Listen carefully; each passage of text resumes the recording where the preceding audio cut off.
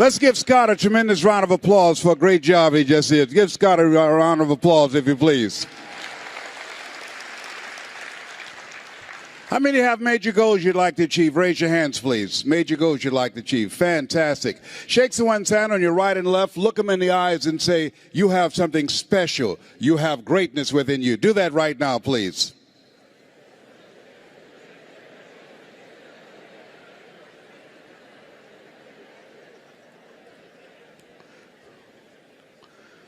Very good.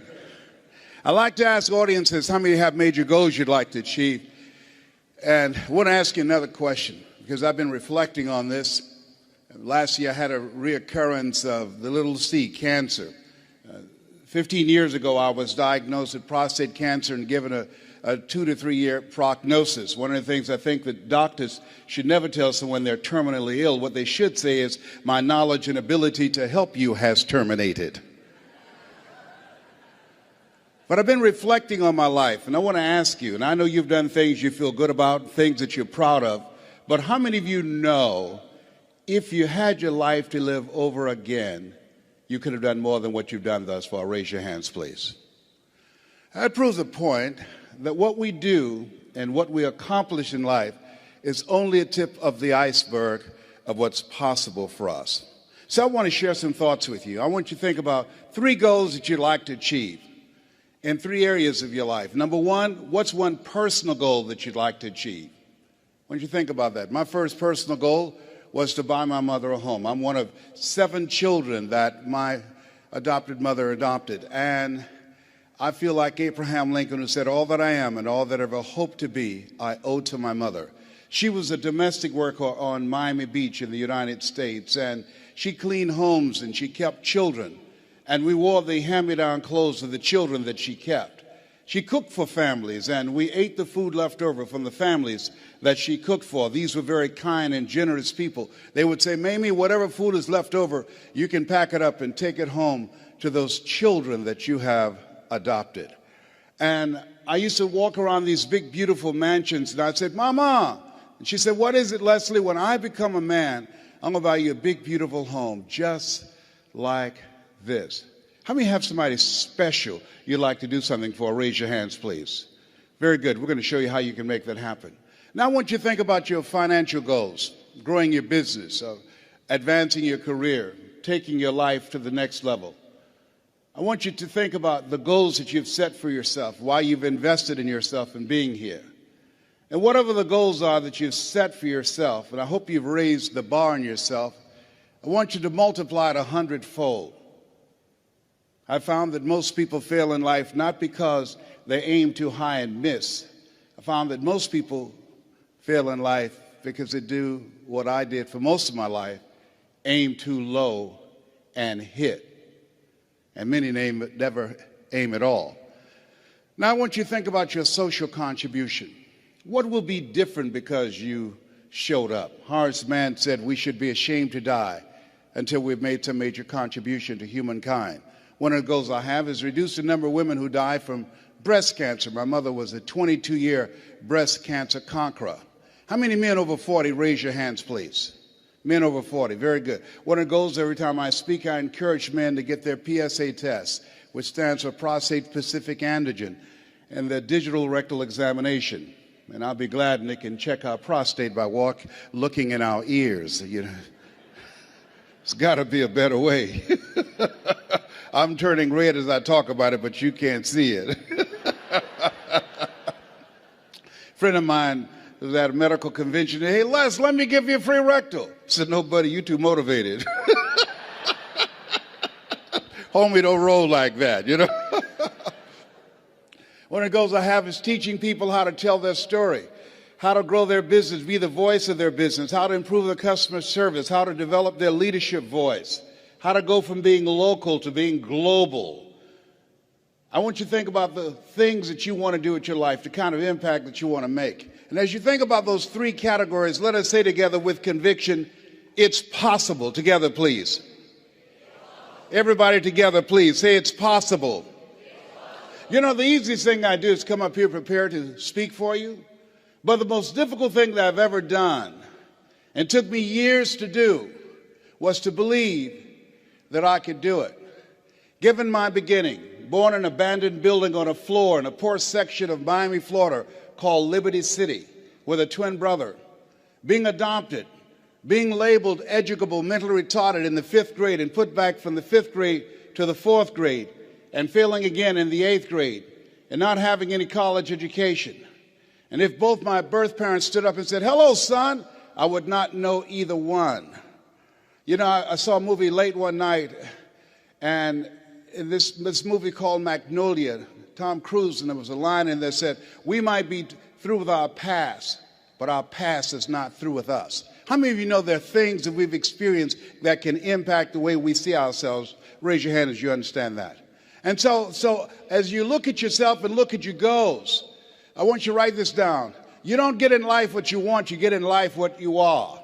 You have to create an achiever's mindset. You have to create that yourself. My favorite book says, "Be ye not conformed to this world, be ye transformed by the renewing of your mind." And what you're doing right now is an indication of what's most important. As you begin to invest in yourself, setting aside a time to be here. This is the era what the late Peter Drucker calls the era of the 3 C's: accelerated change, overwhelming complexity, and tremendous competition. And so as you look at yourself and look at your goals, setting aside time every day to work on your mindset, to expand your vision of what's possible for you. They did an interview with Warren Buffett, one of the richest men on the planet, as you're aware. And they asked him, "What's the most important investment people can make today?" And this was in the middle of the recession in the United States. Here's a guy that has billions of dollars in real estate, billions of dollars in the stock market. And he said, the most important investment you can make is in yourself.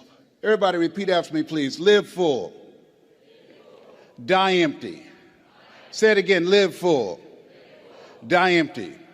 After having 238 radiation seed implants, I was reading one night some words by Dr. Howard Thurman, who was a mentor to Dr. Martin Luther King Jr., to Albert Schweitzer, to Mahatma Gandhi.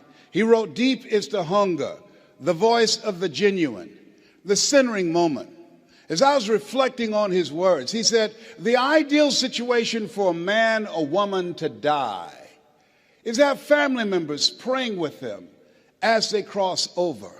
He said, but imagine, if you will, being on your deathbed and standing around your bed, the ghost of the dreams, the ideas, the abilities, the talents given to you by life, but you, for whatever reason, you never pursued those dreams. You never acted on those ideas. You never used those gifts. You never used those talents. And there they are staring at you as you're lying on your bed with large, angry eyes saying, "We came to you, and only you could have given us life. And now we must die with you forever." And the question is, if you died today, what dreams, what talents, what abilities, what gifts, what ideas would die with you? One minister out of Bahama said, the wealthiest place on the planet, it's not in the Far East where there's oil on the ground. It's not in South Africa where there are diamond mines. He said, the wealthiest place on the planet is the cemetery. There you see potential never realized. There you find books never written. There you find ideas never acted on. Maybe that's why Henry David Thoreau said, "Oh God, to reach the point of death, only to realize that you've never lived.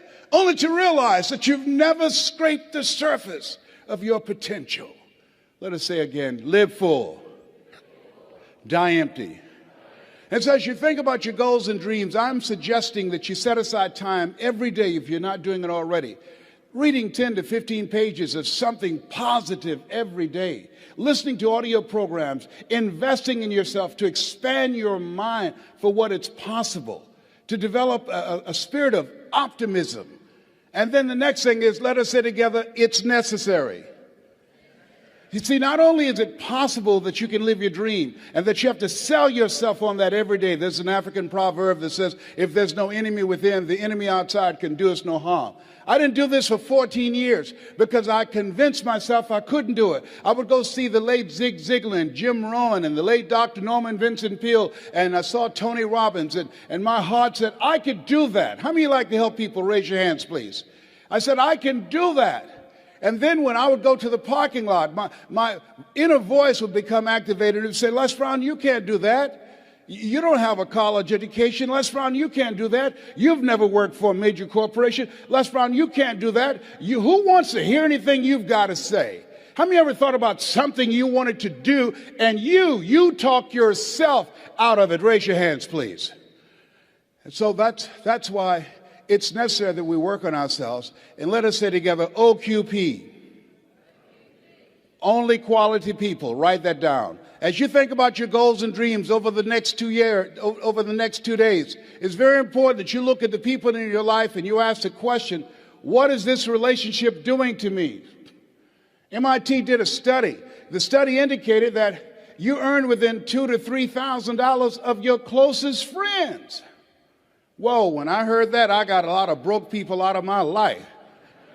My mama said, son, if you run around with 9 broke people, I guarantee you'll become number 10. Dr. Dennis Kimbrough out of Atlanta said, if you're the smartest one in your group, you need to get a new group. So as you think about your goals and dreams, detoxify your life. Les, can I change them? No. It's a full-time job changing yourself. And there's some people that's so negative they can walk into a dark room and begin to develop.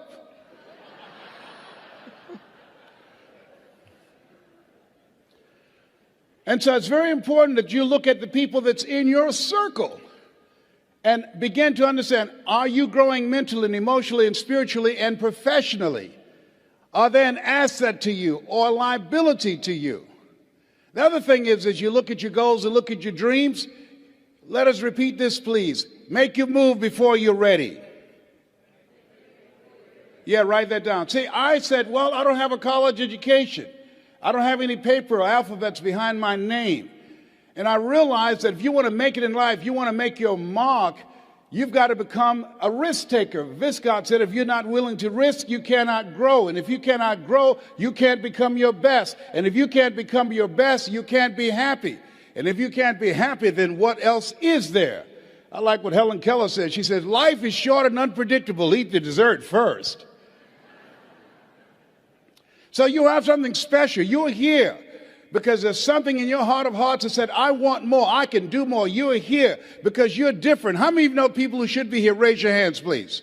Yeah, so you're here because you're different. You're uncommon. One man said, I choose not to be a common man. It's my right to be uncommon if I can. I seek opportunity, not security. I do not wish to be a kept citizen, humbled and dulled by having the state look after me. I want to take the calculated risk, to dream and to build, to fail and to succeed. I refuse to live from hand to mouth. I prefer the challenges of life to the guaranteed existence, the thrill of fulfillment to the still calm of utopia. I will never cower before any master, nor bend to any threat. It's my heritage to stand erect, proud and unafraid, to face the world boldly and say, this I have done. Give yourselves a round of applause for having an uncommon desire to reach your goals, to achieve something great with your life. Bring your level of energy up.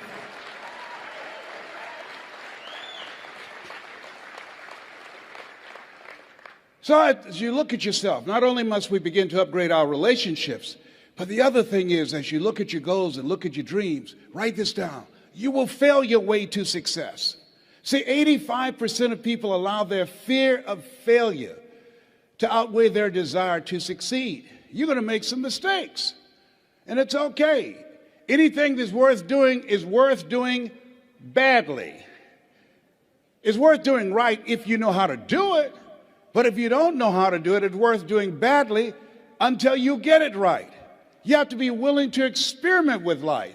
I've done a variety of things, and I had absolutely no idea I have the ability to do those things. Here's what I can say about you, and I don't even know you. You've got greatness within you, but you will not discover your greatness in your comfort zone. You've got to be willing to get outside of your comfort zone, because in order to do something you've never done, you've got to become someone you've never been. And most people, they go to their graves with their greatness still in them. Maybe that's why one woman said in a moment of anguish, "What if you live your whole life only to discover that it was wrong?" Here's something else as you think about your goals and dreams. What's your why? Why do you want to do it? What drives you? This is my mother. She was 46 years old when she adopted first Wesley and I, and then 5 other children. And she was a driving force in my life. Which one am I? On the right or the left? I'm the cute one. Which one am I now? I'm the one on the left, all right? Yes, indeed. And as you think about your goals and dreams, think about somebody that you love, that inspired you, someone that you love, that you admire. And I think about my background, and this is Wesley and I eating sugar cane.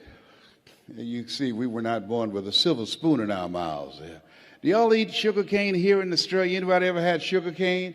Most of you have not. Just 2 people here. Yeah, it's sweet. It's interesting. Well, you know, we were born in the area of Florida where you eat sugar cane. Donald Trump, father gave him $200 million to become successful. How many of you know if I give you $200 million, you got a good shot at becoming successful? Raise your hands, please. My mama gave us 2 pieces of sugar cane, and we had an advantage. The room always get quiet when I say that. Donald Trump was born with a silver spoon in his mouth. If you had a choice between eating a silver spoon and eating sugar cane, which one would you eat? Sugar cane? I told you we had an advantage. That's what I'm talking about. And then I met someone who changed my life. See, what we do and what we accomplish in life is a result of the story we believe about ourselves. And I met this friend. I was a disc jockey at the time. And he said, "Les Brown, you're more than a disc jockey. Les Brown, you're more than a paycheck. Les Brown, you can do more." How many of you had somebody see something in you didn't see in yourself? Raise your hands, please. And I couldn't see it at the time. But he continued to talk to me. Faith comes by hearing and hearing and hearing. And eventually I became an entrepreneur. I began to book concerts, and not just doing a radio show, but I invited entertainers to come to town. And these little guys came. In 1973, there I am standing in the back. That's Michael Jackson there at 10 years of age in 1973. I didn't know who they were going to become. They didn't know who I was going to become. The hand that you shook in the audience, you have no idea whose hand you just shook. You don't know who they are. Eye has not seen, ear has not heard, nor has entered the heart of mankind what God has in store for that person whose hand you just shook. That person, they have greatness within them. And you have greatness within you. And to prove it, you were chosen 1 out of 400 million sperm. There's something in you. And God said, "I want you, I want you, I want you, I want you." There's something you have that the world needs now. If you don't give it to us, we will all be deprived. And so as you think about your goals and dreams, how many of you like to make a difference in your community? Raise your hands, please. You have the ability to do that. I ran for the Ohio legislature. Had no idea, had the ability to do that. Passed 14 bills my first term. You have greatness within you. You can make more impact than you can ever begin to imagine when you're willing to challenge yourself. Let us say together, leap. Everybody together say leap. And grow your wings on the way down. Yeah, see, one of the things about life, you're going to get hurt. You're going to make some mistakes. You're going to fail your way to success. But you got to be willing to experiment. You got to be willing to push yourself. You got to be willing to challenge yourself by putting yourself in a perpetual state of discomfort. And so, but things happen in life. When you have goals and dreams, things happen.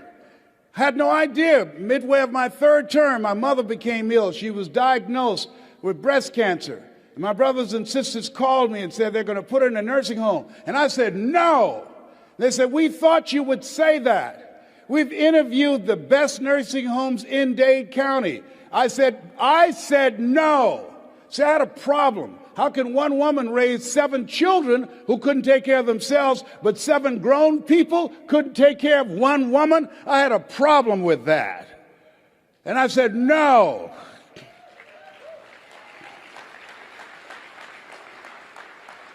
So I resigned from the Ohio legislature and I came back to Miami to take care of Mama, and took care of her until 89. And there are things, as you have your goals, things are going to happen to you that you can't anticipate. Some of you are in the eye of the storm now. Things are going to happen. And don't say, well, why does this have to happen to me? Why not you? Who would you suggest? You want to give us some names or email addresses? That's really what I said the second time I got cancer. They had told me the cancer had metastasized to 7 areas of my body. I started laughing. He said, why are you laughing? Are you in denial? I said, no, I feel like Mother Teresa. He said, what do you mean? She said, Lord, I know you know how much I can bear. I just wish you didn't have so much confidence in me.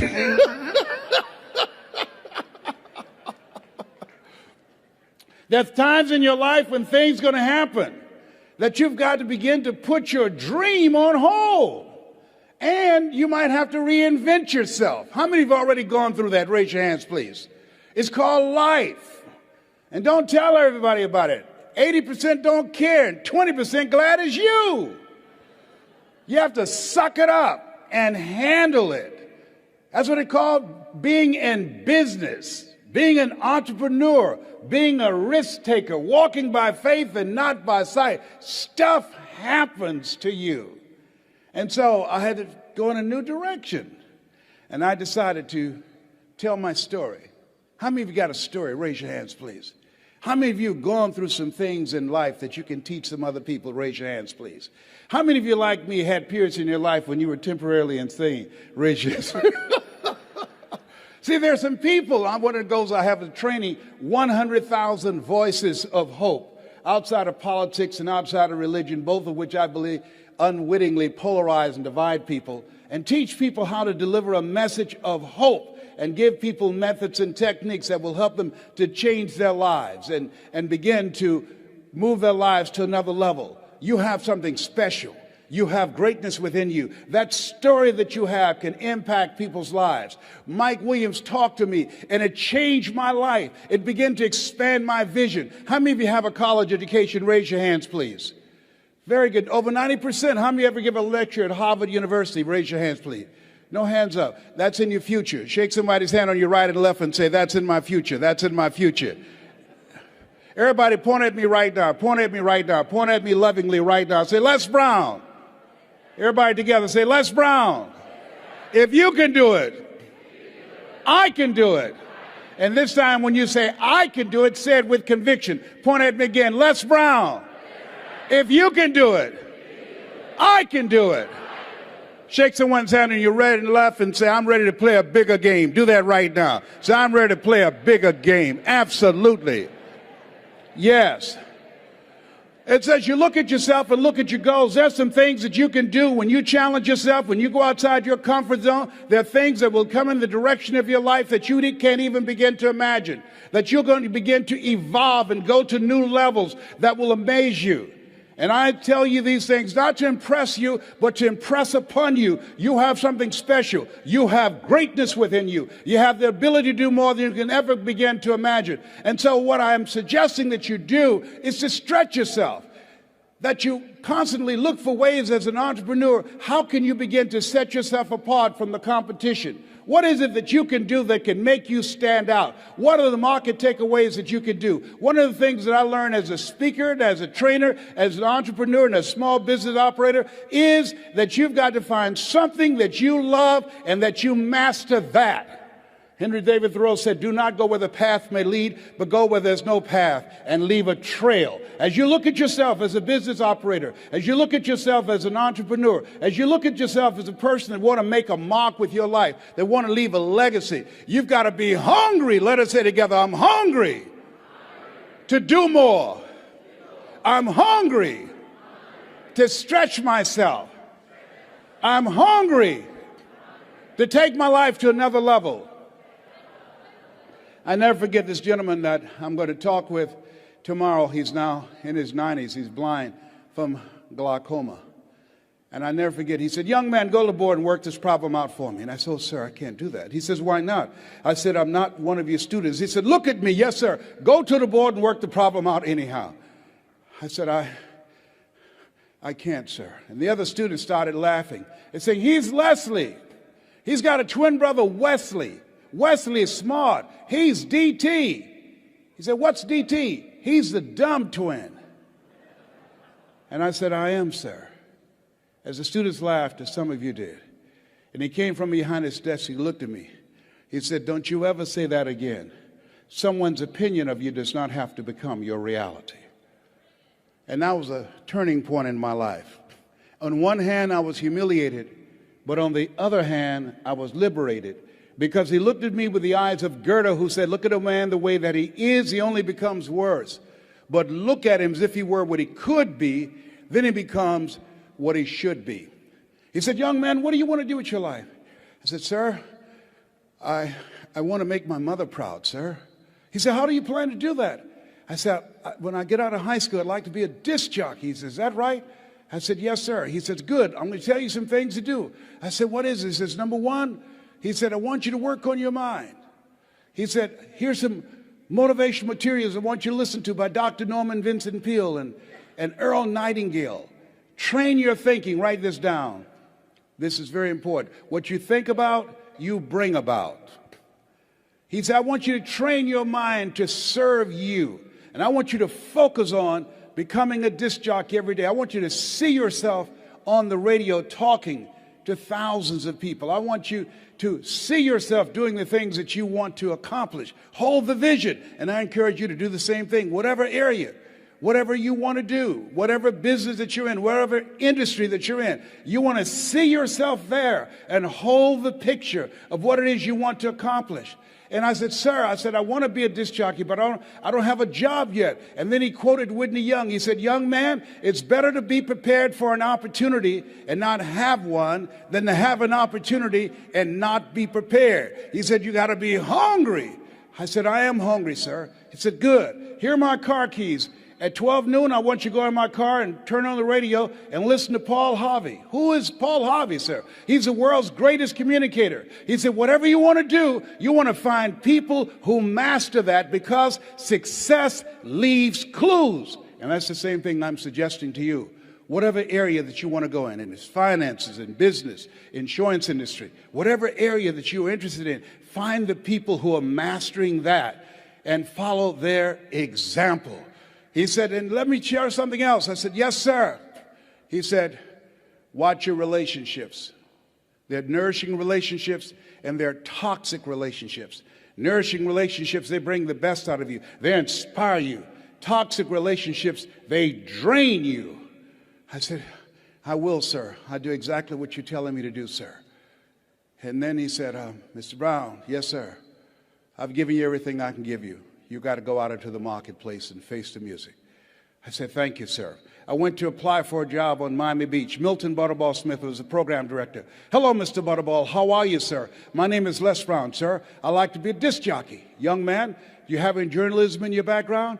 No, sir, I don't. Do you have any experience in broadcasting? No, sir, but I visualize myself being on the air every day, sir. I practice. All I want is a shot. Just give me a shot. He says, no, we don't have any job for you. How many have ever been rejected? Raise your hands, please. I was devastated with rejection. I went back and I said, hey, Mr. Washington, they said no. He said, don't take it personally. Most people are so negative, they have to say no 7 times before they say yes. He said, you got to be hungry. Go back again. I said, yes, sir. Hello, Mr. Butterball. How are you, sir? My name is Les Brown, sir. I like to be a disc jockey. Young man, weren't you here yesterday? Yes, sir. Didn't I tell you no yesterday? Yes, sir. Then why are you back today? Well, sir, I didn't know whether or not somebody was laid off or somebody was fired, sir. Nobody was laid off or fired. Now get on out of here. I came back the next day. Hello, Mr. Butterball. How are you, sir? My name is Les Brown, sir. I like to be a disc jockey. I know what your name is. Weren't you here the last 2 days? Yes, sir. Didn't I tell you no the last 2 days? Yes, sir. Then why are you back today? Well, sir, I didn't know whether or not someone got sick or someone died, sir. No one got sick or died. No one was laid off or fired. Now, don't you come back here again. I came back the next day, talking loud, looking happy, like I was singing for the first time. I said, hello, Mr. Butterfall. How are you? He looked at me with rage. He says, go get me some coffee. I said, yes, sir.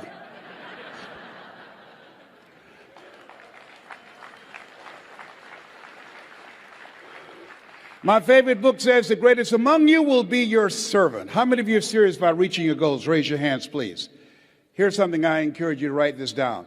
Provide more service than you get paid for.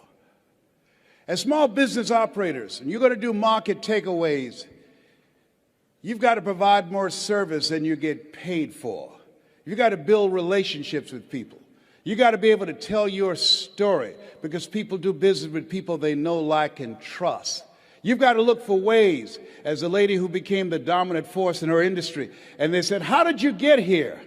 In an industry that's dominated by men, and she said, it's not our intention to please our customers or to satisfy our customers. Our intention is to amaze them with the quality of the service that we provide for them.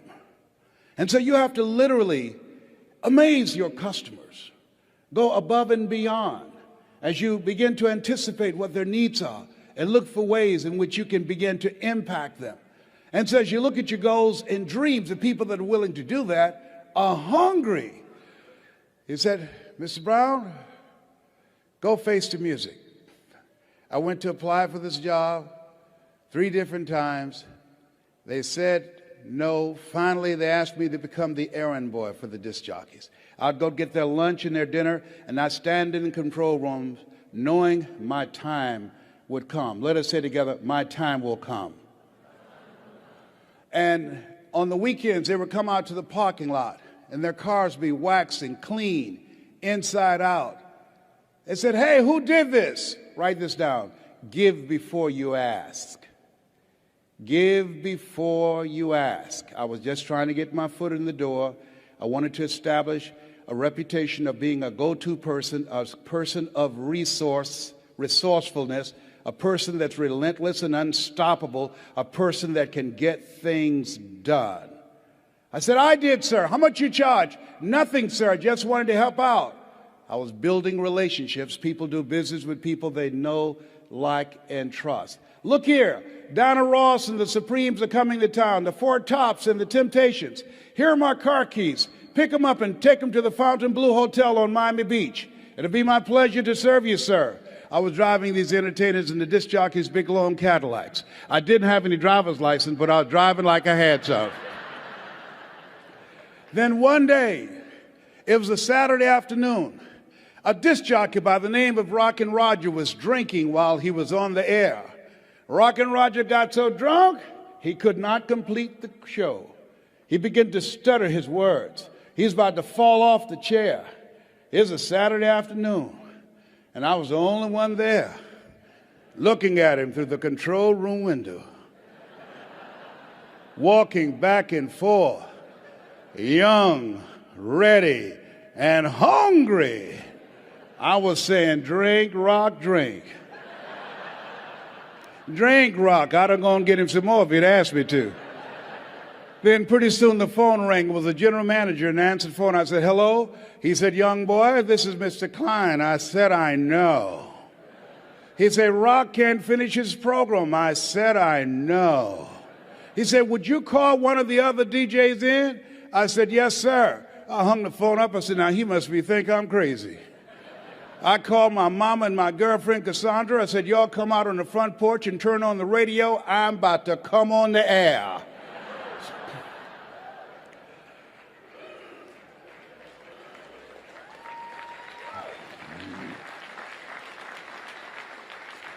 I waited for about 20 minutes, and then I called him back. I said, Mr. Klein, I can't find nobody. He said, young boy, you know how to work the controls? I said, yes, sir. He said, go in there and segue the records, but don't you say nothing here.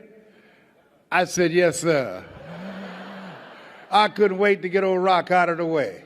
I put on a fast record. I said, look out, this is me, LB Triple P, Les Brown, your platter playing papa. There were none before me and there will be none after me. Therefore, that makes me the one and only. Young and single and love to mingle, certified, bona fide, indubitably qualified to bring you satisfaction and a whole lot of action. Look out, baby, I'm your love man. I was hungry. Get the old man a round of applause. I was hungry. I was hungry. Shake someone's hand on your right and left, look them in the eyes and say, you got to be hungry. Do that right now. Shake someone's hand and say, you got to be hungry. People that are hungry are willing to do the things today others won't do in order to have the things tomorrow others won't have. People that are hungry believe, always strive to get on top in life because it's the bottom that's overcrowded. People that are hungry know if you want to be successful, you must be willing to do the things today others won't do in order to have the things tomorrow others won't have. I didn't do what I'm doing right now because it was hard. How many of you decided not to do something because it was hard? Raise your hands, please. I want you to write this down. If you do what is easy, your life will be hard. Complain, point at your circumstances, give up your power, blame the government, blame the economy. If you do what is easy, your life will be hard. But if you do what is hard, your life will be easy. It's hard to make a radical change in your behavior. It's hard to take ownership.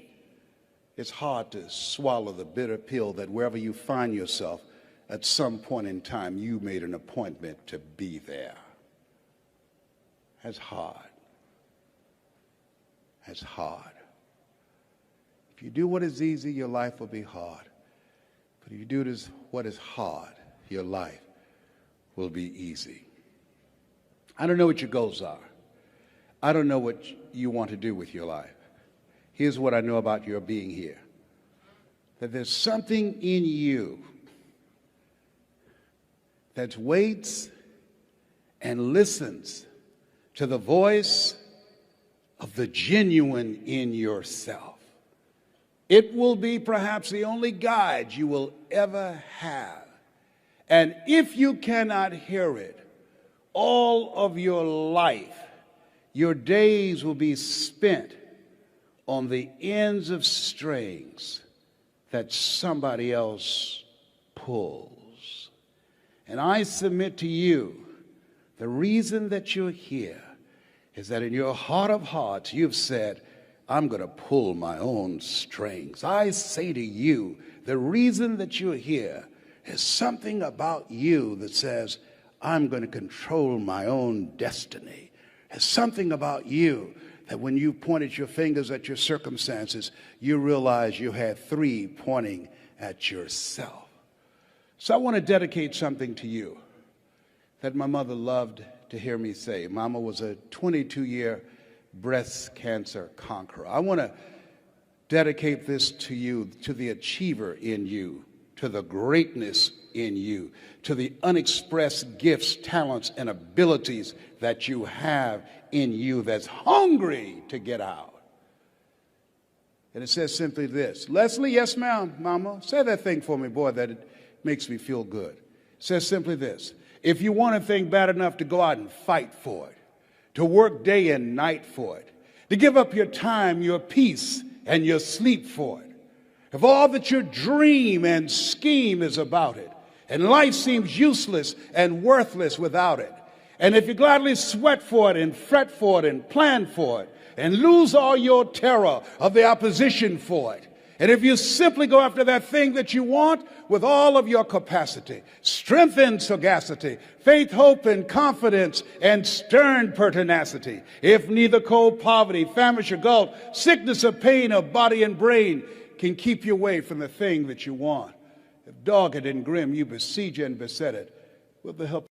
Hello, my name is Les Brown, Mrs. Mamie Brown's baby boy, and I want to thank you so much for joining us. You know, at this particular time, I want you to, first of all, pat yourself on the back and take the time to thank yourself for becoming involved in a process for looking at your life. If there's ever time that we need to begin to stop and think and assess ourselves, that time is now. When you begin to look at the foreclosure rate that's going on in the country and the foreclosures and the bankruptcies, and in addition to that, the violence and people losing their jobs and the level of uncertainty and fear that people are feeling. And I think there's a level of stress in the air unlike anything we've ever felt before. And so just to take the time to think, to pause, and particularly not only looking at what's going on, but asking yourself the question, how's this affecting me?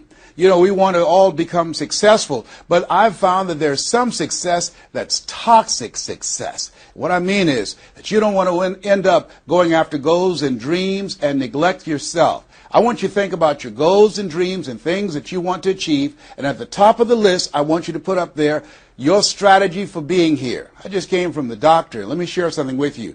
I don't care what goals and dreams that you have. You've got to have your health in order to be here. So at the top of my list, and I'm suggesting you put it at the top of your list, your strategy, your game plan for being here. What are you going to do to take better care of yourself? That's one of the first things I want to ask you about. Because when I look at my life at 64, and I used to think people in their 50s were old, but now that I'm 64, I said, look here, people in their 80s and 90s, they're old people. My goal is to be here not only just to see my grandchildren, but to see my great-grandchildren and my great-great-great-grandchildren. But in order to be here, that's not just lip service, that's a commitment with my time, with my energy, and the choices that I make. So I want you to think about your strategy for being here, and I want you to think about your goal for securing your life in your future. See, as I get older, my goal right now is to become an asset to my children rather than a liability, financially and physically. See, I don't want to be a burden to my children. I don't even know if they like me that well.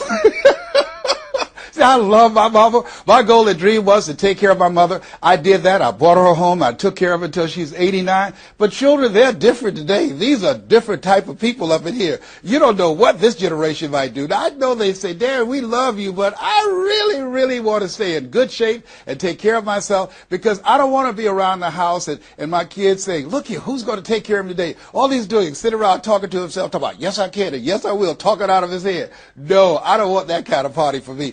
My goal and objective is to die young at an old age. So I have a game plan. I don't like to eat vegetables all the time, but now I feel like a silly wabbit. Why? Because I realize at this stage of my life, I've got to eat more vegetables, I've got to get more rest, I've got to drink more juices, and I've got to do all of the things that make the healthy choices that will say to my body, Les, you plan to be here, I see that you're serious, so I'm going to take care of you. I do 160 push-ups every morning nonstop. Why? I couldn't do that at 15 or 20. But at this stage of my life, I've got to do those kinds of things in order to challenge my body, to stretch my body, and to indicate I plan to be here. What's your plan? What's your goal? Because if you don't have a goal for being here is not a given. When I was a kid, we used to go to funerals of old people. I can't tell you how many young people whose funerals I've gone to. I can't tell you how many. And so, and there's something about between 40 and 60. I don't know what it is about that period in time. Between 40 and 60, if you're approaching 40, I can tell you, and you already know, life begins to intensify. Things happen to you, and things happen to people you care about. Between 40 and 60, if you can make it through that period, you can take a deep breath, because most people don't make 60. Most people don't. And why? And I think it's because people just take it for granted that they're going to be here. So I want to share with you some goals and strategies as you think about your goals. I want you to visualize yourself having optimal health. Having your right mind. I used to ask my mama, Mama, every Sunday you stand up in church and other older members of the church say, I want to thank the Lord for waking me up in my right mind this morning. Why do y'all say that all the time? She said, don't worry, son. You live long enough, you'll find out. She was absolutely right. I went in the room the other day to find something. I got in there, and I couldn't remember what I was looking for. I came out, I remembered what I was looking for. I went back in, I found it. Then I couldn't remember why I was looking for it. One of our children said, Daddy, you need some ginkgo biloba. I said, what's that? She said, something for your memory. I went down to the health food store. I was walking around. The lady said, may I help you, sir? I said, I forgot why I'm here. She said, you need something for your memory. I said, I know. So they took me over to a little section, and I bought the stuff, and then I took it home. Now, I can't remember where I put it. So when I got up this morning, I said, I want to thank the Lord for waking me up in my right mind this morning. See, if you woke up in your right mind this morning, that's a good thing. I called a friend of mine the other day, Miss Williams, said, Miss Williams, how you doing? She said, baby, I'm doing good. She said, I went to the bathroom by myself, not all myself. I said, too much information, too much information. Let me tell you something, but that's a good thing. I know about that. I've been in the hospital. I know what it is not to be able to move. I know what it is to have back challenges.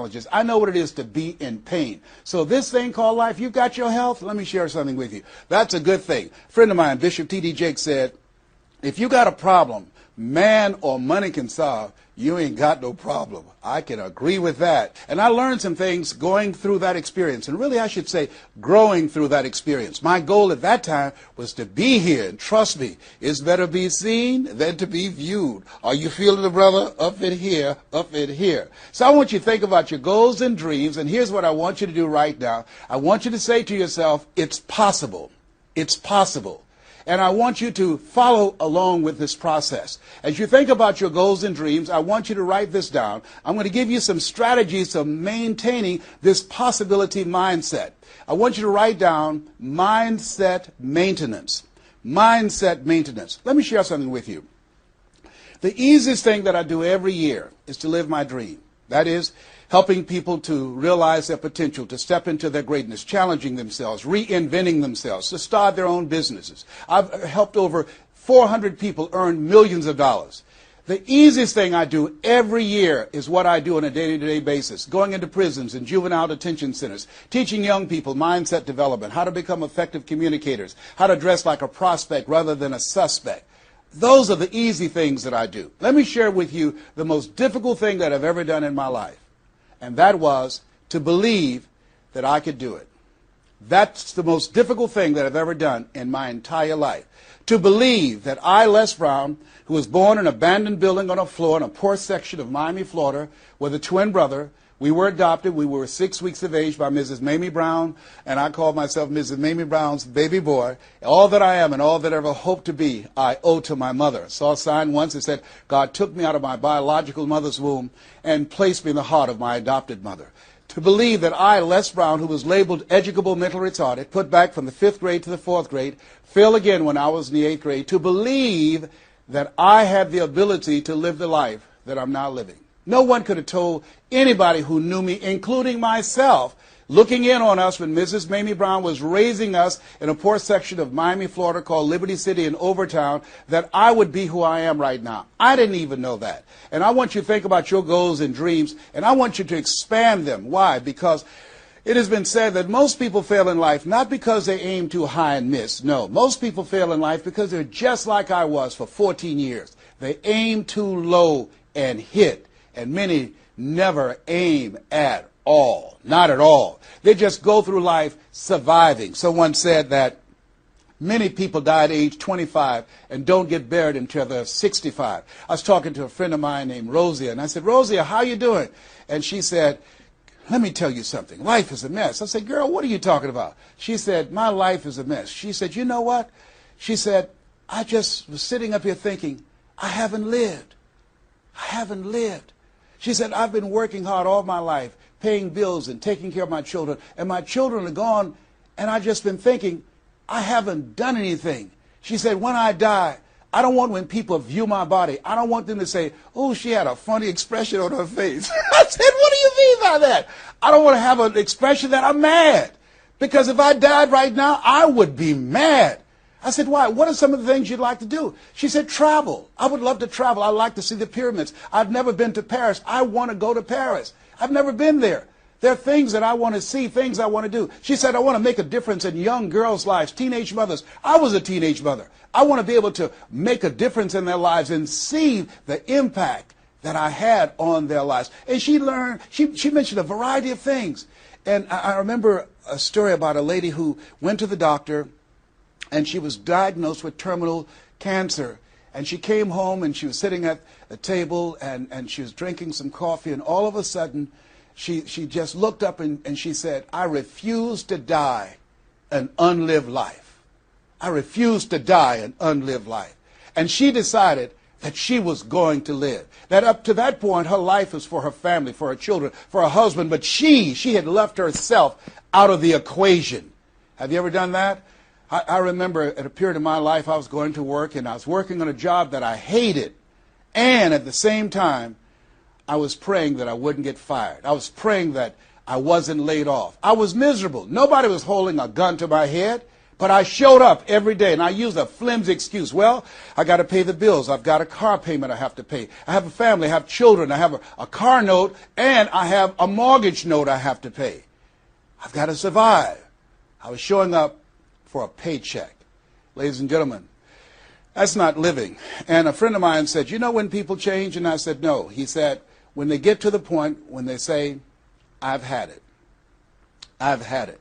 I think the only reason that you're listening to me right now, the only reason that you're watching this webinar, that there's somewhere in your heart of hearts that you've said, as you looked at your life, you said, "I've had it." And not only have you said, "I've had it," but you said also in your heart of hearts, "I can do better than this." And let me share something with you. You can. Because if anybody told me, and I'm going to share some things with you that I've done, not for the purpose to impress you, but to impress upon you what the possibilities are when you work on your mind and have mindset development. Because I've found that how people live their lives is a result of their state of mind. It has been said, you don't get in life what you want, you get in life what you are. So part of the process, number one, is expose yourself to positive messages. See, what I'm doing right now, I'm distracting the story that's going on in your head right now. How you live your life, how I live my life, how all of us live our lives is a result of the story we believe about ourselves. And most of us are born into stories. I was born into a story where we were poor, but we didn't know it. I didn't know we were poor until I got on a bus with my mother going to do domestic work on Miami Beach. And when we crossed the Venetian Causeway and I saw those big, beautiful hotels, and I was in the homes with my mother making up beds and cleaning, and we ate the food left over from the families that she cooked for. And we wore the hand-me-down clothes of the children that she kept. And I kept saying, "Mama, what is it, boy?" As we got ready to pack up to go back home and to Overtown and Liberty City and all the poverty and filth and the violence there, I was saying, "Why can't we stay here? Why can't we stay here?" She said, "Leslie, we can't." "Why?" "Because we can." "Why, Mama? Why can't we?" She said, "It's just the way it is. Now shut up." And I kept saying to myself, why is that the way that it is? And I guess I was okay for Wesley and Margaret Ann and Leonard and Angelo and Sharon and Linda, but it wasn't okay for me. I was curious. I wanted to live like Mr. Swiderski lived. I wanted the big car that he had. I wanted that big home that he had. We lived in a 2-bedroom apartment. It was 7 of us, plus Mama. He had a big mansion, just 3 of them, 10,000 square feet. I said, "Mama, what is it, Leslie? One day, I want to buy you something just like this." My brothers and sisters, when we were on the bus going back, they were just engaged in playful things. I was thinking and dreaming. Mama didn't understand why I was thinking like that, because I'd been exposed to positive messages. I had to take care of Mr. Swiderski. I had to shine his shoes and clean his office. And every day when he was listening to motivational messages, I was hearing those things too. Earl Nightingale, we become what we think about. All of us are self-made, but only the successful will admit it. In order to be successful, you must be willing to do the things today others won't do in order to have the things tomorrow others won't have. Your mind is a machine. You must program yourself for success. Wow. When I heard those words, I said, wait a minute. I can program my mind for success. I can program my mind for wealth. You can too. Trust me. I've earned over $55 million in the last 28 years. Anybody told me that I would be doing what I'm doing right now? I spoke recently in Sweden. They paid me 40,000 euro for an hour speech. I had no idea that this Les Brown that you now see had the ability to do that. I used to work for the Miami Sanitation Department as a garbage collector. I used to be a janitor. I used to do door-to-door sales. I used to work for Sears in Miami on Biscayne Boulevard. I had no idea this Les Brown that you now see had the ability one day to give lectures at Harvard or Yale or Dartmouth University. I had no idea that this Les Brown existed. I don't tell you that to impress you, but to impress upon you. There is more in you. Simba, there's more in you than you have been expressing. All of us have seen Lion King, some great symbols in there. And I say to you, there's more in you right now than's represented in your bank account. There's more in you right now that's being reflected by your life right now. Your life is not a true reflection of your potential. You have greatness within you. You have the ability to do more than you can ever begin to imagine. There's a reason that my favorite book says, as a man thinketh, so is he. And as he continues to think, so he remains. In order for us to begin to break into that level of greatness that we have within ourselves, you have to make a conscious choice every day to expose your mind to positive messages. So I put myself on a regimen. I do this every day, and I suggest that you do it. Write this down. Number one, listen to motivational messages every day. If you have Choosing Your Future, a set of tapes, the CDs that we produce, or Creating Your Greatest Life, I guarantee you, if you do what I'm sharing with you right now, for 6 straight months, every day, your life will never be the same again. I guarantee it 100%. You listen every day for 1 hour to Creating Your Greatest Life, any of those messages, because faith comes by hearing and hearing and hearing. What it will begin to do is interrupt the story in your mind. It will override the story that you believe about yourself. It will distract all the negative thoughts that you have that's holding you back, that held me back for 14 years. When I used to go see the #1 motivational speaker on the planet, Zig Ziglar and Tony Robbins, and my heart said, I can do that. I love to help people. I'm just like my mother. And then my mind would ask how. And I went from my heart to my mind. And my mind would say, Les Brown, you don't have a college education. Les Brown, you've never worked for a major corporation. Les Brown, you were labeled educable mental retarded. They call you DT, the dumb twin. You're not as smart as your brother. Have you ever thought about something you wanted to do and you convinced yourself that you couldn't do it? See, sometimes we need to have some external voices. And so by listening to motivational messages, that began to override the negative thoughts that I had about myself in my mind. And it gave me a new story and empowered me and gave me a vision of myself beyond my circumstances and mental conditioning and started me to writing a new chapter in my life. And so now, money will never be another issue for me. And that was an issue for most of my life because I didn't know what I didn't know and I thought I knew. So one you have to do is that you have to have a mindset development strategy where you are deliberately taking an hour every day listening to a motivational message. Every day. Here's something else. Read 10 to 15 pages of something positive every day. Why? And read it with conviction and stay focused. 10 to 15 pages every day. This is 7 days a week? Absolutely. Absolutely. Every day, McDonald's know that you know where they are. Burger King know that you know where they are. But every day they have some advertising. They have billboards. They have radio. They have television. Why? Because by exposing you to those messages, that will begin to impact your behavior. And it will drive you into the place to purchase what they're advertising. Now you're advertising for your greatness. And faith comes by hearing and hearing and hearing and hearing. So you want to listen to positive messages every day. You do this, I'm telling you, your life will never be the same again. And read 10 to 15 pages of something positive every day. I read 2 to 3 books a week. Why? Because I have goals and dreams of things I want to achieve. I want my life to count. I want to make a greater impact. At this stage of my life, I'm working on my children's education. A good man leaves a legacy for his children's children. So I'm working on their education at this point in my life. And as I begin to look at myself, in order to achieve more and to do more, I know I have to work more on my mind. And let me give you an example how this works. The most money I've ever earned in an hour and a half, $260,000. That's the most money I've ever earned in an hour and a half. A lot of people work a whole month and don't do that, or 6 months. Then, and this is the next thing I want you to do. I want you to look at your relationships, and I want you to upgrade your relationships. See, MIT did a study, and this study indicated that you earn within $2,000 to $3,000 of your closest friends. Not only did I start reading books every day and listening to positive messages, but I separated myself from my friends who did not have goals and who did not have dreams. Why? Because people rub off on you. It's called a mind virus. you earn within $2,000 to $3,000 of your closest friends. So when you upgrade your relationships, you got to ask yourself the question, who is it that I need to associate with, that I can learn from, that I can grow mentally, emotionally, spiritually, and financially?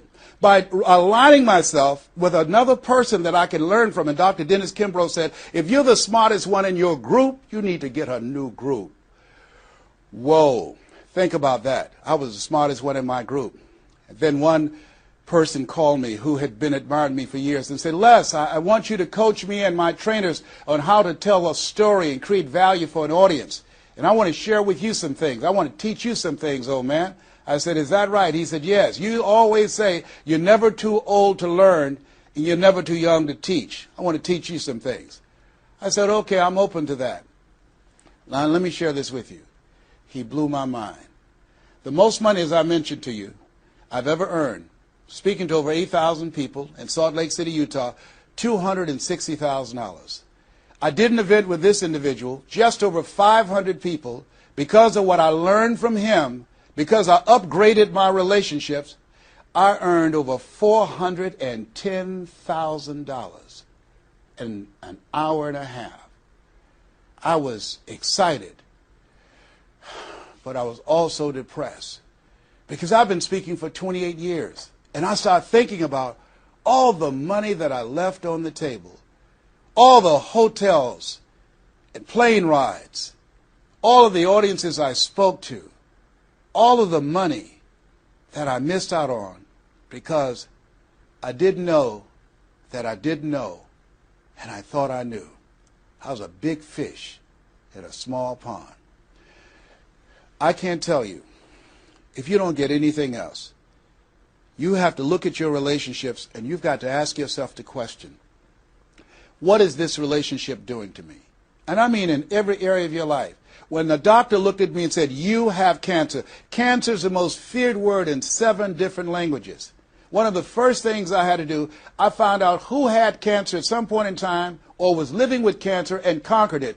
I surrounded myself with people who had done what I wanted to do, who were winning at the game. See, it's very important, every area of your life. If you want to improve your health, start hanging around healthy people. They did a 30-year study and said that the reason that most people are obese, it's a mind virus. Listen to what they said. A mind virus is communicated mind to mind. That if you have a friend that's fat or you marry somebody that's obese, you have a 41% to up to 161% of becoming obese yourself. Even if they live in another state. Whoa, why? Because birds of a feather flock together. Never forget, a high school teacher, Mr. Leroy Washington, said, Mr. Brown, if you run around with 9 broke people, I guarantee you, you'll become number 10. Whoa. Think about that. Part of your mindset development, not only listening, not only reading, but you have got to look at your relationships, upgrade your relationships, and continue to evaluate them and make sure they're an asset to you and not a liability. My son John Leslie is a motivational speaker. He has a saying, who should you count on and who should you count out? See, there's some relationships that can start out real positive, and then sometimes we outgrow people. Has that ever happened to you? Have you ever outgrown someone? Somebody you used to be close to, used to be your bosom buddy, and then you haven't been together for a time, and then when you get together, you have absolutely nothing in common. Sometimes that happens with family members. My twin brother, it's a strained conversation because he's talking about, Les, did you hear who died? No, I don't get up reading the obituary column. I'm glad my name is not there. Hello, I don't care. I'm focusing on living. Our conversations are so different. Isn't it interesting how you could be raised in the same family, same circumstances, by the same parents and end up dramatically different? It's called life. Here's the other thing that's very important. Write down the goals that you want to achieve. Write them down. Put them on a 3x5 card. And I want you to use a King James Version Bible and Matthew 7:7. Ask and it shall be given. Seek and ye shall find. Knock and it shall be open unto you. I want you to write that on one side of the card. On the flip side of the card, I want you to write down one major goal that you want to achieve. And you want to read that 3 times a day. 3 times a day. What are you doing? You're hypnotizing yourself. And you're dehypnotizing yourself. What you're doing is you are dispelling the myths and all of the spells that you're living under. I think that a poverty mindset is a spell. I think that people go so far, and because they're mesmerized by life, they unconsciously stop. And you have to break that spell by constant attention. So on one side you read your goal, that one major goal, 3 times a day. Then the flip side, you flip that scripture over. Ask and it shall be given. Seek and ye shall find. Knock and it shall be given unto you. As you read that every day, 3 times a day, I can tell you, amazing things, breakthroughs will happen for you. Now, we're going to take a break right now, and I want you to take the time to think about this one thing. What is it that you're going to do differently? Because in order to do something you've never done, you've got to become someone you've never been. You've got to be willing to give up who you have been to give birth to who you can become. I want you to take the time and write down one radical change that you're going to make about you. And you know, if you do that, your life will never be the same again. This is Mrs. Mamie Brown's baby boy, Les Brown. We're going to take a break right now, and we'll be right back.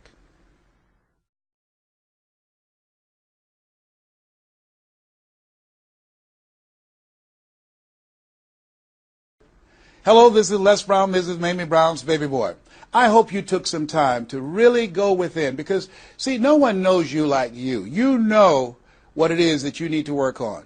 I mean, one of my main issues that I had to dramatically change about myself was I had to develop courage. I used to go see people do things. I saw speakers on stage. My heart would say, I can do that.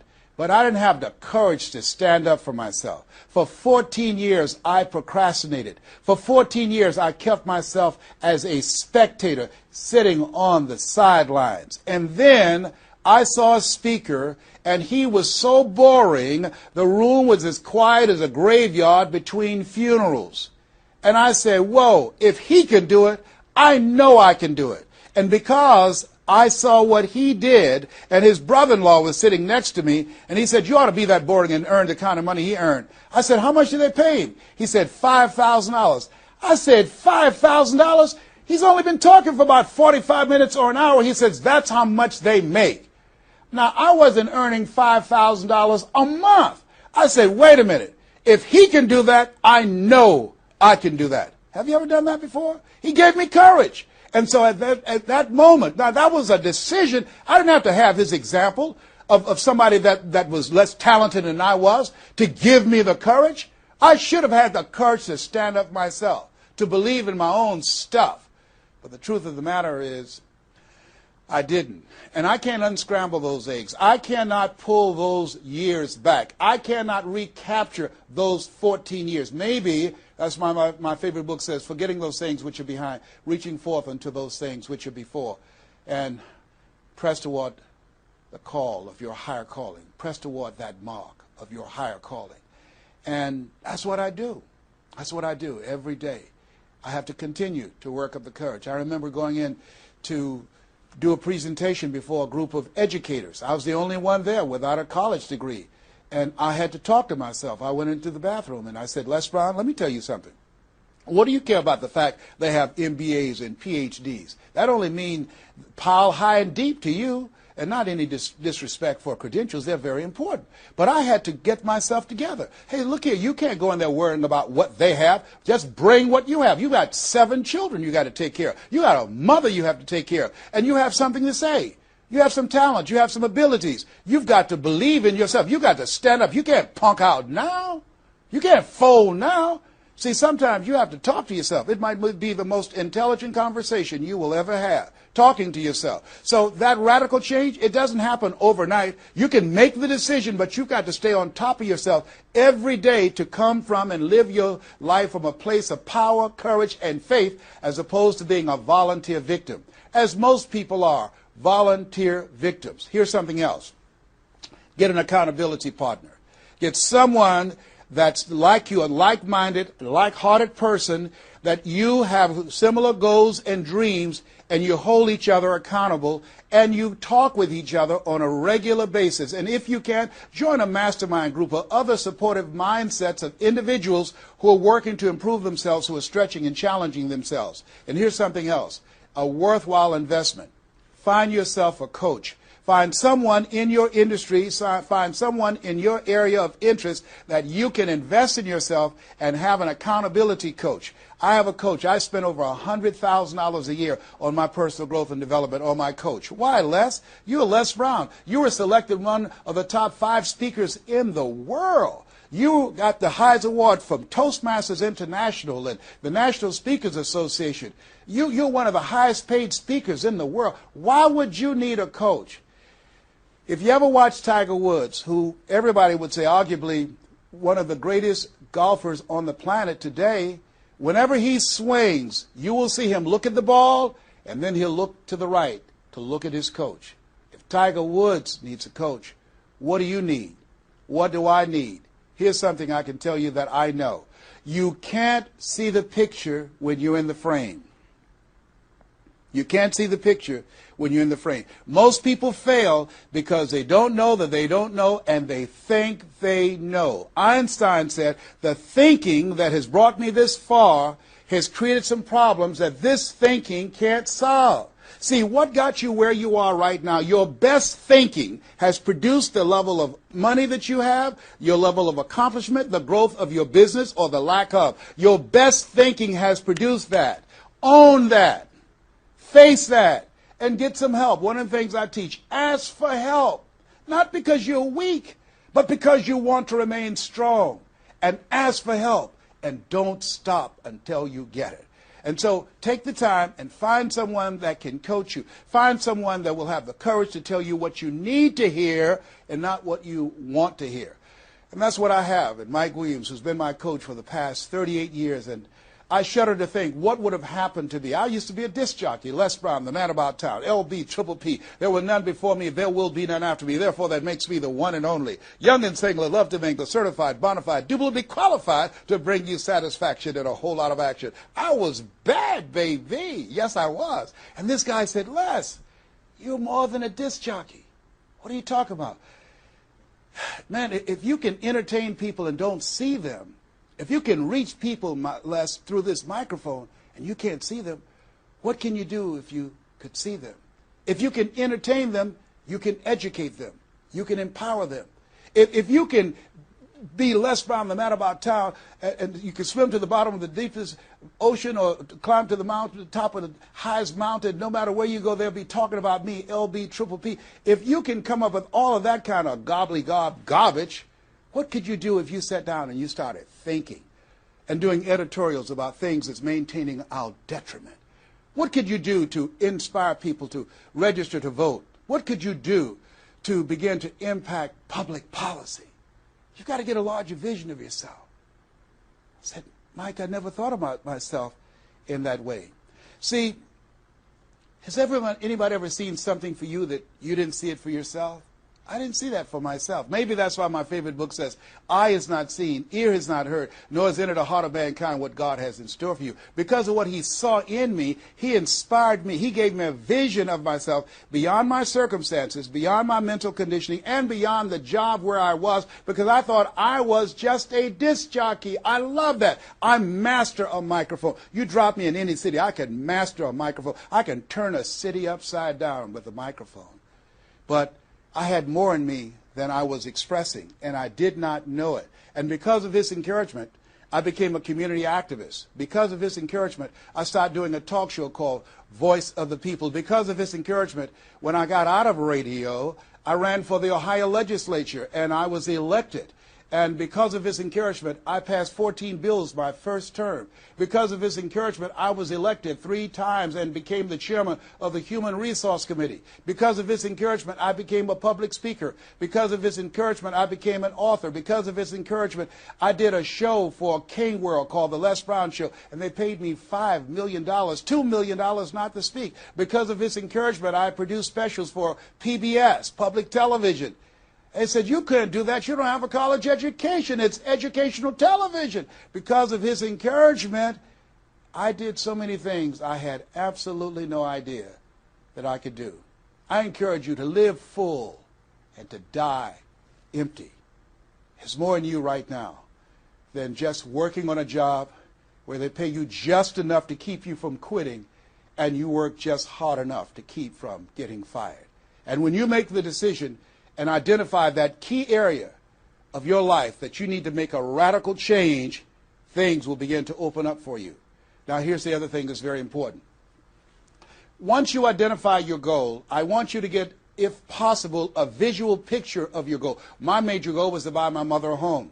I got the picture of the home with a 12-foot swimming pool and a basketball court on a golf course. I bought that home for my mother. It cost just over $400,000, 10,000 square feet.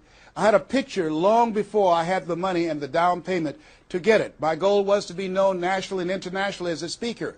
I had that goal. I had a card that I had on one side, asking and shall be given, seeking ye shall find, knocking and shall be opened. On the other side I had, I'm the world's #1 orator.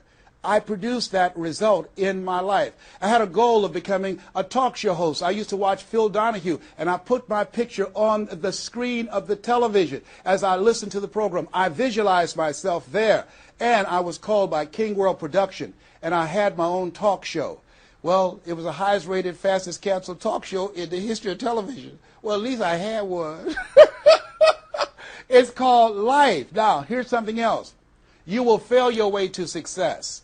Trust me on that. You can have a lot of failures, a lot of disappointments, but you will fail your way to success. Goethe says, that which does not kill you will make you stronger. See, 85% of people allow their fear of failure to outweigh their desire to succeed. That's why you have to be of good courage. You have to have courage. When life knocks you down, I have a saying, try and land on your back, because if you can look up, you can get up. So once you look at and decide the goal that you want to put some things, put a treasure board or a goal board and have pictures of the goal that you want to achieve so you can see it every day when you get up in the morning and the last thing at night. You're programming your subconscious mind where 9 out of 10 decisions that you make comes from there. Here's something else. Not only do you want a physical picture that you can see every day to remind you, to keep you on course, but the other thing that's very important in achieving your goals, writing your goals down in detail and having 7 action steps that you take every day.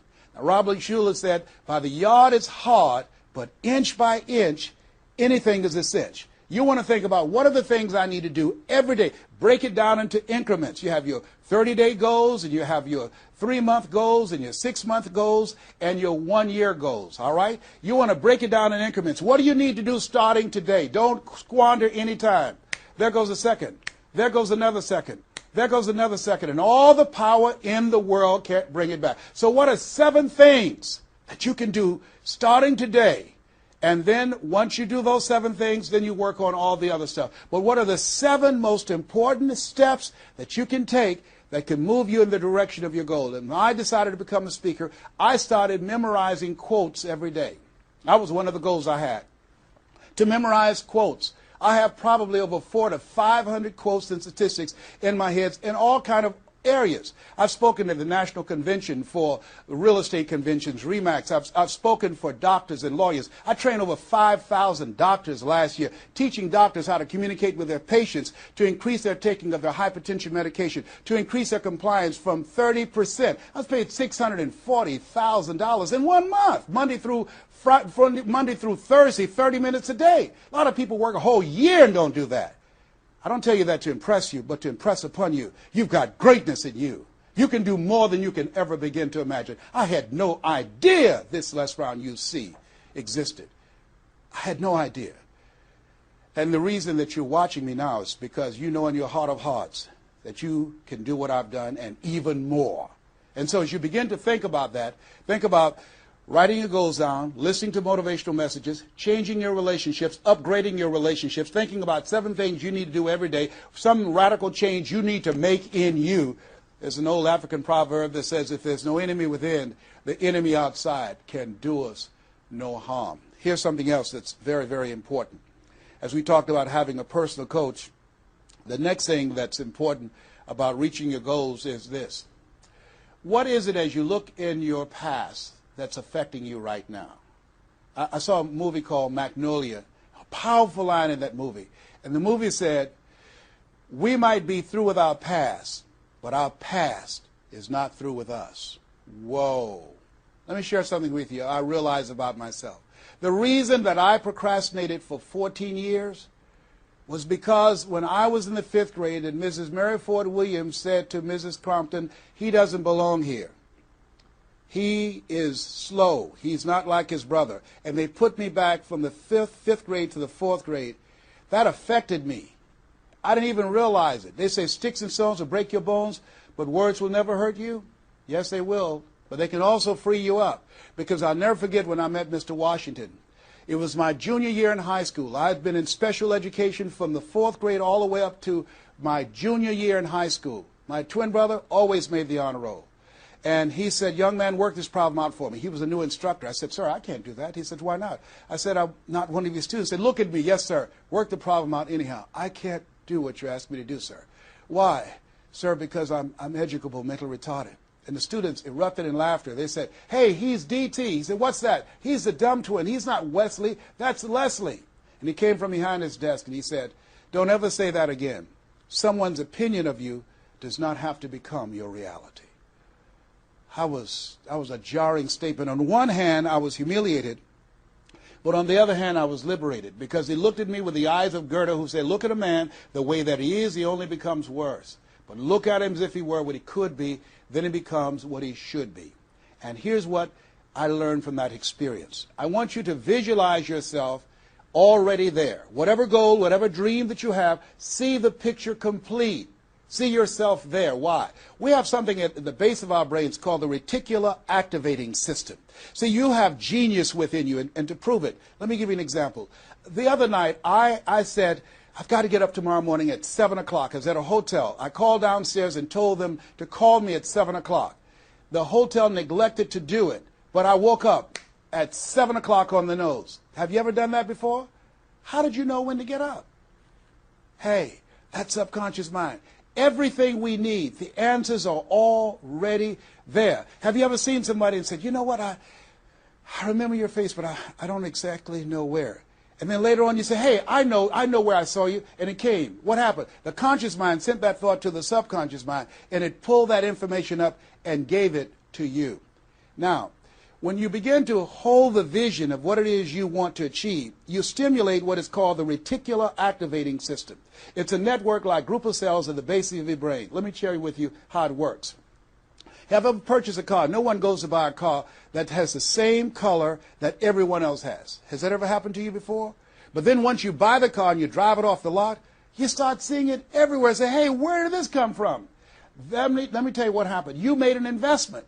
And because you made an investment, that piqued your awareness, that stimulated your reticular activating system. Another case in point. I was at a party with a friend of mine, and we were dancing, and music was blasting. She said, wait a minute, my son is crying, he's at the door. I said, your son's not at the door, because even if he were, you wouldn't be able to hear him. And she stopped, went to the door, opened the door, and there her 4-year-old son was at the door. How did she hear it and I didn't hear it and the other people dancing? It wasn't our child. It was her child. Her reticular activating system picked up his whimpering sound.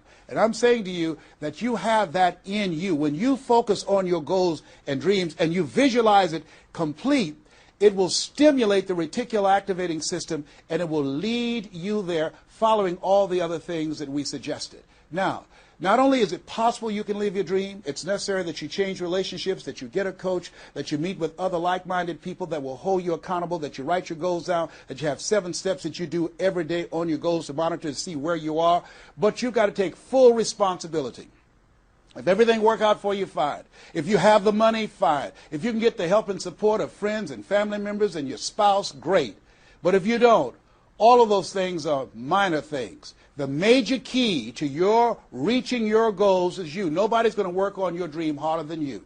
Trust me on that one. You've got to take responsibility to make it happen. If it happens when you come out the gate, fine. But if you fail, so what? Come back again and again and again and again. If it's something that you love, if it's your passion, until you do it.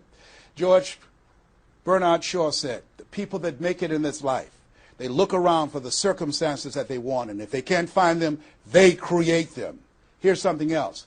It's hard. When I bought the first home for my mother, and I didn't do a title search, and a guy sued me, and I had to move out from the big, beautiful home I bought her to a roach-infested home I moved her out of. And the neighbors came out and said, "Mamie, y'all back?" "Yes, what happened?" "My boy lost a house. He didn't do a title search. And we had to get out. They foreclosed on the house.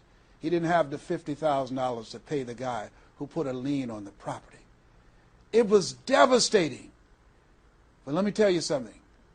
It was worth it, because I came back. 90 days later, I got a bigger and better house. 90 days later, I stayed focused on the goal. And that's the thing that you want to do. Stay focused on your goal. Keep the main thing the main thing. You're going to have distractions. That's a part of the process.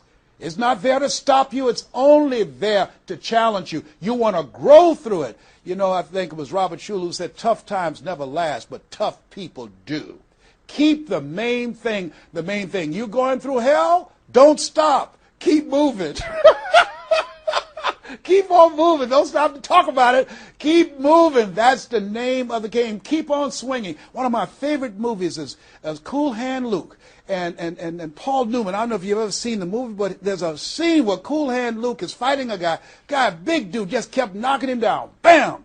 That kept on knocking him down. Cool Hand would get up, he'd knock him down. Bam!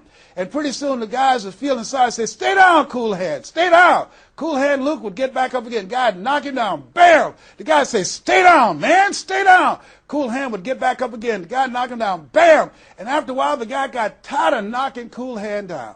And Cool Hand stood up. Everybody had walked away, and he was still swinging in the wind. Swinging. Nobody was there but him. That's who I am.